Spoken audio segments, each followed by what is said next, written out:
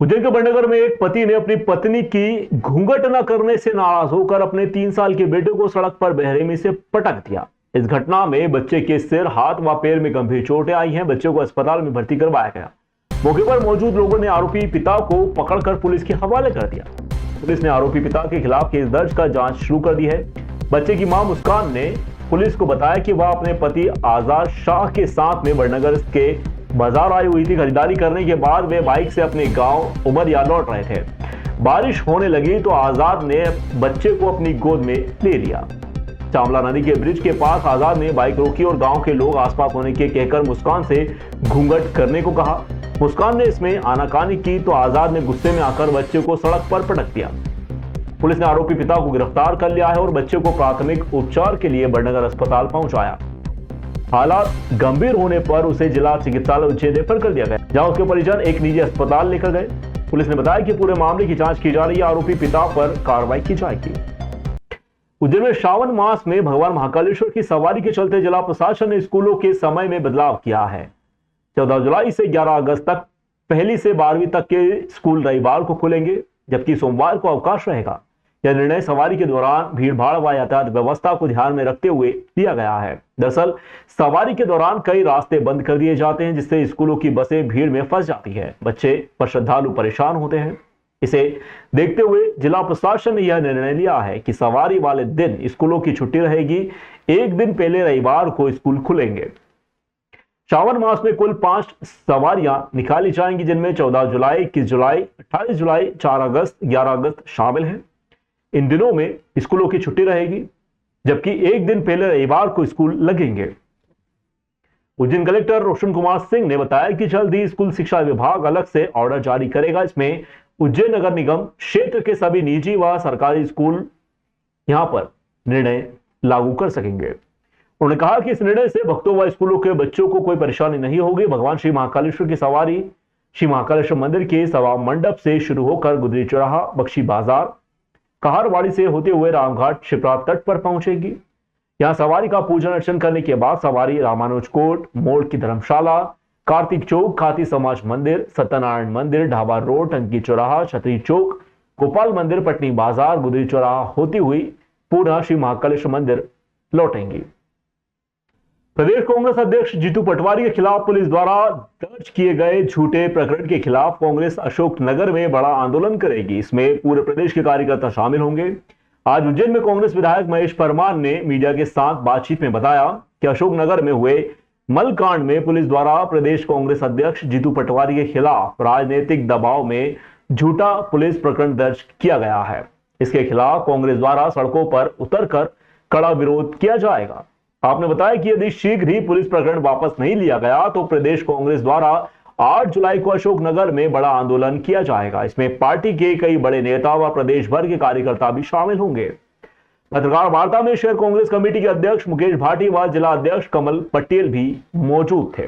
आपने देखा अशोकनगर जिले में मुंगवाली में जिस तरह से लोधी परिवार के हमारे गजराज लोधी और रघुवीर लोधी को वहाँ के सरपंच और उनके परिवार जिन्होंने मानव मल खिलाने का प्रयास किया और खिलाया, उसके विरोध में हम ये पत्रकार वार्ता की। और जिस तरह से हमारे नेता आदरणीय जीतू पटवारी जी ने जो अमानवीय करते हुआ है उसके खिलाफ कलेक्टर से बात करके जिन लोगों के साथ वो उनको न्याय दिलाने की बात की। लेकिन मध्य प्रदेश की मोहन यादव जी की सरकार, भाजपा सरकार और वहाँ के एसपी कलेक्टर जिस तरह से भाजपा के एजेंट के रूप में काम कर रहे हैं, उस कृत्य की जांच होना चाहिए और पीड़ित को न्याय मिलना चाहिए। लेकिन उल्टा जीतू पटवारी जी के ऊपर प्रकरण दर्ज करना ये भारतीय जनता पार्टी की बौखलाहट डर दर्शाता है कि ये कृत्य हुआ है। इस विषय को लेकर ये पत्रकार वार्ता हुई है। हमने मांग की है कि तत्काल पीड़ित को न्याय मिले और जीतू पटवारी जी के ऊपर जो झूठा प्रकरण दर्ज किया गया है वो खारिज हो। और 8 तारीख को पूरे मध्य प्रदेश के हमारे सभी विधायक साथी और जितने भी पूरे कांग्रेस के वरिष्ठ नेता से लेकर कार्यकर्ता बंधु 8 तारीख को अशोकनगर जिले में कूच करेंगे और जब तक पीड़ित को और जीतू पटवारी जी के ऊपर झूठा प्रकरण दर्ज किया गया है वो वापस नहीं होगा, हम लड़ाई जारी रखेंगे। उज्जैन में सिंहस्थ महापर्व 2028 के मद्देनजर शहर के प्रमुख आंतरिक मार्गों का चौड़ीकरण कार्य तेजी से किया जा रहा है। कोयला फाटक चौराहे से इंद्रप्रस्थ टावर तक भवनों को तोड़ने का कार्य 90% पूरा हो चुका है। बाकी बचे 10% मकान मालिकों से अधिकारी व जनप्रतिनिधि बात कर रहे हैं। निगम द्वारा मकान मालिकों को 10 जून का समय दिया गया था, लेकिन 20 दिन बीतने के बावजूद भी समयावधि खत्म नहीं की गई। ठेकेदार द्वारा नाली निर्माण शुरू कर दिया गया है, जिससे बाकी लोगों को थोड़ा समय मिल गया। बारिश से काम जरूर प्रभावित हो रहा है, जिस पर अधिकारियों ने कहा है कि काम नहीं रुकेंगे। लेकिन बारिश के दौरान कुछ समय का विश्राम देंगे जरूर। उसके बाद फिर काम शुरू किया जाएगा। चौड़ीकरण के चलते कोयला फाटक चौराहे से मनकामनेश्वर महादेव मंदिर तक 150 मीटर तक खुदाई के लिए नाली निर्माण शुरू कर लिया गया है। मार्ग चौड़ीकरण अंतर्गत नगर निगम द्वारा कोयला फाटक चौराहे से इंद्रप्रस्थ टावर तक 110 भवन स्वामियों को नोटिस जारी किए गए हैं। इनमें से 102 भवन स्वामियों ने निगम द्वारा मार्किंग किए गए भाग को स्वयं हटा दिया है, जिससे क्षेत्र में 90% कार्य पूरा हो चुका है। ठेकेदार द्वारा 150 मीटर तक बेस वर्क पूरा कर लिया गया है। इसमें नाली के लिए सरिये का जाल बिछाने का कार्य भी चल रहा है। कमिश्नर आशीष पाठक के नेतृत्व में नगर निगम की टीम ठेकेदार द्वारा किए जा रहे कार्यों की स्थल पर की गई मॉनिटरिंग जारी है, जिससे काम की गुणवत्ता व समयबद्धता सुनिश्चित की जा सके।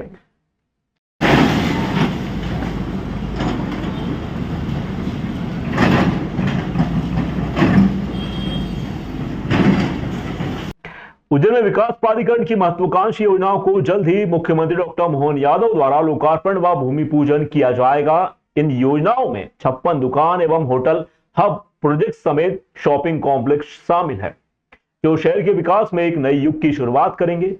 उज्जैन विकास प्राधिकरण ने हितग्राहियों के लिए महत्वपूर्ण योजनाएं बनाई हैं, जिनमें नानाखेड़ा C21 मॉल के समीप एक नया शॉपिंग कॉम्प्लेक्स, वहीं शिप्रा विहार में 56 दुकान होटल हब का प्रोजेक्ट शामिल है।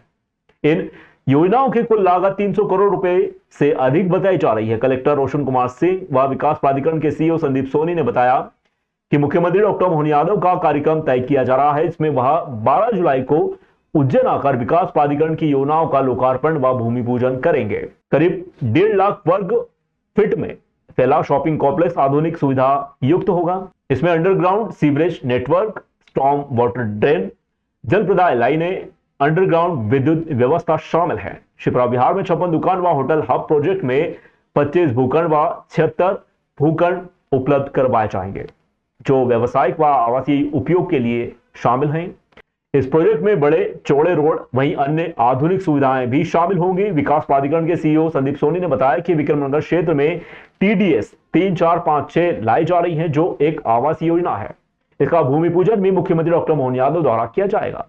हमारे कई कार्य जो हैं वो पूर्ण हो चुके हैं और कई कार्यों का भूमि पूजन होना है। कल इसी के क्रम में UDA के जो प्रोजेक्ट्स हैं उसका भ्रमण किया गया और जायजा लिया गया। उसमें UDA के जो कार्य हैं जो अभी लोकार्पण के लिए तैयार है, उसमें जो एक व्यावसायिक परिसर है जो शिप्रा कॉम्प्लेक्स जो इनका बना हुआ है, उसमें करीबन 50 करोड़ के आसपास के विकास कार्य हो चुके हैं और प्लॉट सब रेडी हैं। उसका लोकार्पण किया जाना संभावित है। उसी के साथ UDA की जो एक व्यावसायिक कॉम्प्लेक्स है नानाखेड़ा पे, वो भी एक बहुत ही भव्य स्ट्रक्चर बन के तैयार है, उसका भी लोकार्पण प्रस्तावित किया है। और एक MR11 सड़क है UDA के द्वारा ही बनाई गई है। तो ये 3 कार्य लोकार्पण के लिए तैयार हैं। और एक जो भूमि पूजन के लिए जो कार्य तैयार है, नीमन वासा में जो इनकी एक परियोजना आ रही है TPS 3 and 4, उसका भूमि पूजन प्रस्तावित है। तो कुल मिला के 300 करोड़ से ज़्यादा के कार्य जो है वो प्रस्तावित है भूमि पूजन लोकार्पण के लिए, और इसकी कोशिश की जा रही है कि इसका लोकार्पण यथाशीघ्र जल्दी से। उज्जैन में सिंहस्थ 2028 के निर्माण कार्यों की मॉनिटरिंग अब ऑनलाइन होगी। इसके लिए PMIS project monitoring information system नामक विशेष सॉफ्टवेयर तैयार किया गया है। इस सॉफ्टवेयर के माध्यम से राज्य व जिला स्तर के वरिष्ठ अधिकारी निर्माण कार्यों की प्रगति रिपोर्ट, खर्च विवरण एवं विलंब के कारणों का पूर्वानुमान देख सकेंगे। कलेक्टर रोशन कुमार सिंह ने बताया कि सिंहस्थ के निर्माण कार्यों में पारदर्शिता, समयबद्धता, गुणवत्ता सुनिश्चित करने के लिए यह सॉफ्टवेयर बनाया गया है। इसके द्वारा सभी निर्माण परियोजनाओं का real time project dashboard, live status, प्रगति रिपोर्ट, खर्च विवरण देखा जा सकता है। अब निर्माण स्थल से जियो टैग किया जाना अनिवार्य होगा। इससे निर्माण कार्य की स्थिति एवं वहां काम कर रहे लोगों की जानकारी मिल सकेंगे। इससे निर्माण कार्यों में तेजी आएगी और कार्यों की गुणवत्ता भी सुनिश्चित होगी। इस बार सिंहस्थ में तकनीकी नवाचारों का अभूतपूर्व उपयोग होगा। मोबाइल ऐप, ई-पास, वर्चुअल दर्शन, आर्टिफिशियल इंटेलिजेंस आधारित सूचना सेवा, फेस रिकॉग्नाइजेशन मशीन एवं ड्रोन से निगरानी जैसे अत्याधुनिक संसाधनों का उपयोग किया जाएगा। शहर में आधुनिक कमांड एंड कंट्रोल सेंटर बनेगा, जो सभी व्यवस्थाओं की मॉनिटरिंग करेगा। इससे भीड़ प्रबंधन, प्रचार प्रसार, सुरक्षा में तकनीकी निर्णायक भूमिका होगी।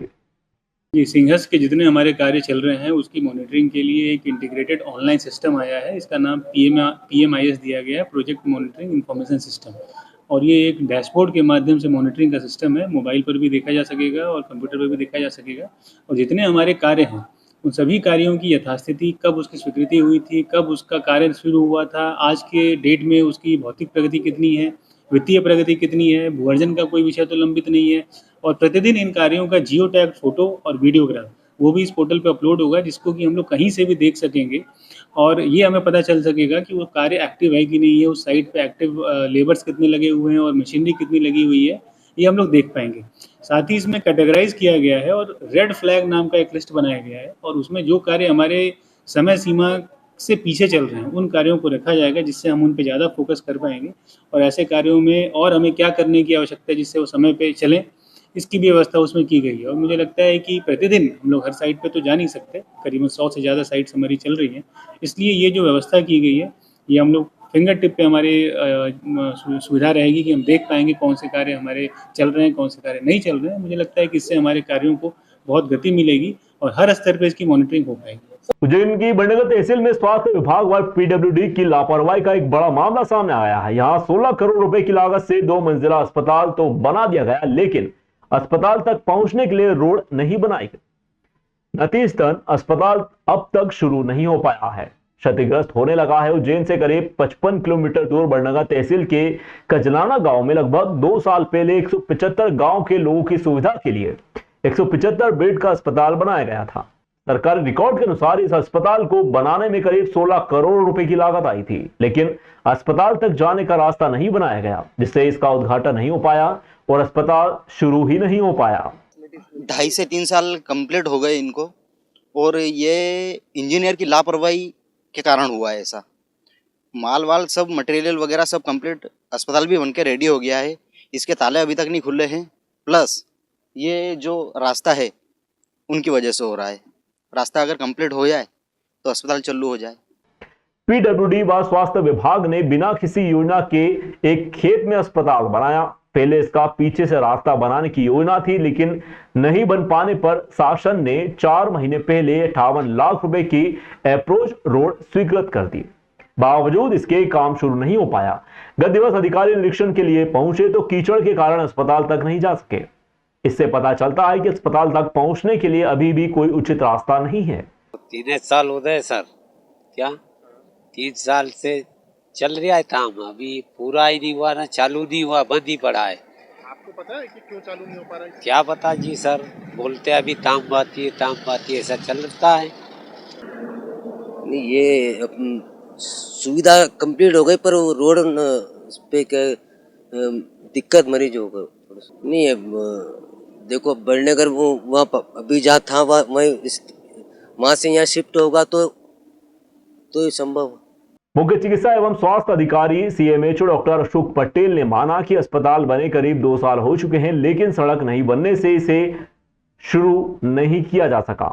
सिविल हॉस्पिटल बड़नगर का भवन बनकर तैयार है और हमारे द्वारा जैसे ही अप्रोच रोड का निर्माण कर दिया जाएगा उसके बाद उसको प्रारंभ कर दिया जाएगा। ये कहना सही है कि विलम्ब हुआ है, लेकिन विलम्ब हमारी तरफ से नहीं हुआ है। इसी प्रकार की कोई प्रशासनिक अगर चूक भी इसमें हुई होगी तो ऐसा नहीं लगता, प्रतीत होता है कि चूक हुई है। ये कोई रोड में अप्रोच रोड तो वहाँ बनाना जरूरी था। पुरानी रोड से भी 300 मीटर दूरी पर है और नई रोड से भी नेशनल हाईवे से भी 700 मीटर की दूरी पर है।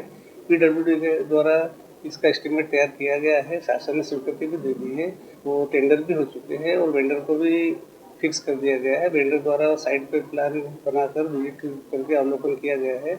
हमारे द्वारा चर्चा में उन्होंने द्वारा बताया गया है कि अतिशीघ्र रोड का निर्माण हो जाएगा। पीडब्ल्यूडी के एसडीओ साक्षी तंतवे ने बताया कि अस्पताल तक पहुंचने वाली सड़क के लिए टेंडर प्रक्रिया पूरी कर ली गई है, लेकिन बारिश के कारण काम में देरी हो रही है। उन्होंने कहा कि पहले सड़क की योजना अस्पताल के पीछे से बनाई गई थी, लेकिन अब नई योजना के तहत सड़क बनाने का काम जल्दी शुरू किया जाएगा। अस्पताल बनने से अस्पताल के कजलाना, मालीखेड़ा, टोड़ी, भाट पछलाना जैसे गांव के लोगों को उम्मीद थी कि इलाज के लिए दूर नहीं जाना पड़ेगा, लेकिन अब ग्रामीणों को 2 साल से सिर्फ बंद अस्पताल और टूटी हुई उम्मीदें ही दिख रही हैं। डिले का कारण तो यही है, पहले हमने वो वाली रोड फाइनल की थी जो मौलाना तरफ से आ रही है, लेकिन उसमें रेलवे लाइन आ रही थी बीच में और हॉस्पिटल का काम भी तब कंप्लीट नहीं हुआ था। उसके बाद फिर हमने जब ये 4 लेन कंप्लीट हो गया तो ये खुला, तो हमें फिर एक बार निरीक्षण में समझ आया कि हम इस साइड की रोड फाइनल कर देते। तो जैसे ही हमें इस साइड की रोड समझ आई कि हम इधर से रोड बनाते हैं, तुरंत ही हमने अपनी जो विभागीय कार्यवाही होती है प्रशासकीय स्वीकृति के लिए वो की, और जैसे ही इसकी प्रशासकीय स्वीकृति आई हमने तुरंत टेंडर लगा के कॉन्ट्रैक्टर फाइनल किए हैं। 10 दिन पहले इन्होंने अभी एग्रीमेंट किया। बारिश की वजह से थोड़ा सा काम रुका हुआ है, जैसी बारिश रुकती है काम हमारा स्पीड में चलेगा इसका। प्रसिद्ध युवा भजन गायिका मैथिली ठाकुर उज्जैन में इस्कॉन मंदिर द्वारा आयोजित धार्मिक आयोजनों में शामिल होने के लिए उज्जैन पहुंचे। वह यहां 3 दिनों तक अपनी भक्ति संगीत की प्रस्तुतियों से भक्तों को मंत्रमुग्ध करेंगी। अपनी प्रस्तुति का आयोजन मुक्त काशी मंच, कालिदास अकादमी में विक्रमादित्य शोधपीठ के सहयोग से किया जा रहा है। मीडिया से बातचीत में मैथिली ने कहा, मां महाकाल की नगरी में आकर हमेशा अच्छा लगता है। मैं अपने आप को काफी भाग्यशाली भी मानती हूँ। उन्होंने आगे कहा कि आजकल के युवा इंटरनेट के माध्यम से भजन सुनने व सीखने में रुचि ले रहे हैं, जिससे धार्मिक आयोजनों में उनकी भागीदारी बढ़ी है।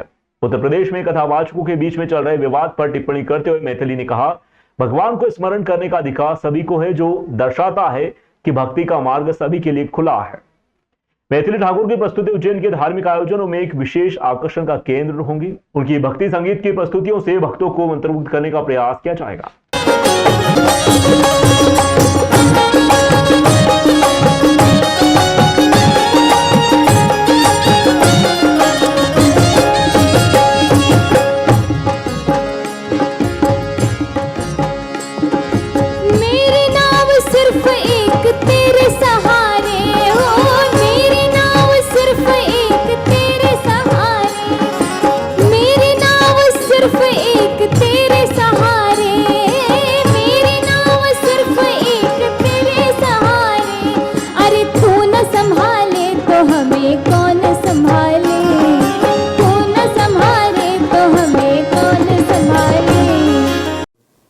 आज बहुत ही ख़ास मौके पर एक कार्यक्रम का आयोजन हुआ है और आप सभी जाते हैं जगन्नाथ यात्रा निकलते वक्त, और उसी के उत्सव में आज उज्जैन में ये जो कार्यक्रम है महाराजा विक्रमादित्य शोधपीठ मध्य प्रदेश सरकार द्वारा जो आयोजित किया गया, जिसमें मुझे आमंत्रित किया गया, और मुझे बहुत अच्छा लगा आज आप सभी उज्जैन वासियों के बीच में अपने गीतों को प्रस्तुत करके।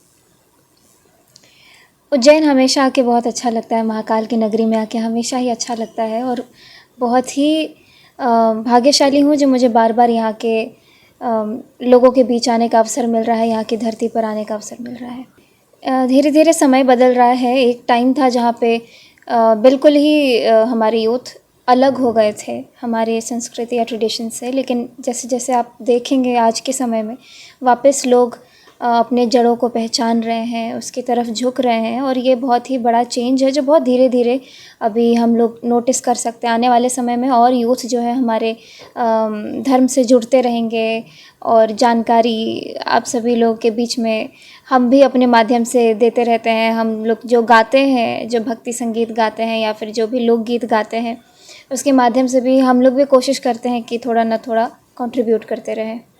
उज्जैन में मानसून की आमद हो चुकी है और बारिश का दौर शुरू हो चुका है, लेकिन बावजूद इसके गंभीर डैम की प्यास अभी तक नहीं बुझी। डैम को भराने के लिए जोरदार बारिश की दरकार है।